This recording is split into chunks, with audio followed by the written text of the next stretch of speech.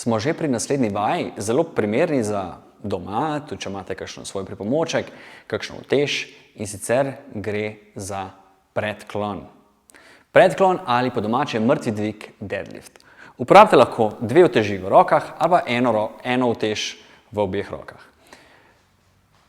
Če se niste dobro naučili prejšnjih korakov, kako delati predklon na 100 načinov, brez dodanih uteži, potem ta vaja še ni za vas.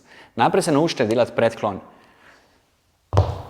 z lastno težo, potem pa vzemite bremena.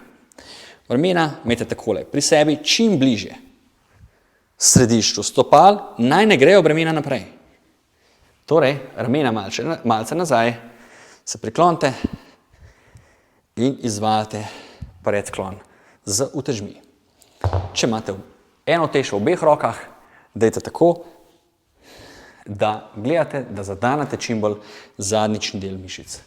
Zelo preprosto, če čutite najprej hrbet pri tej vaji, potem vas moramo naučiti, kako to vajo izvajati. Če pa čutite zadnjične mišice najbolj, potem ste že usvojili pravilno tehniko. Načinov, kako izvajati to vajo, je več, ampak pravilo je zelo preprosto. Najprej čutite zadnjični del, ne hrbet.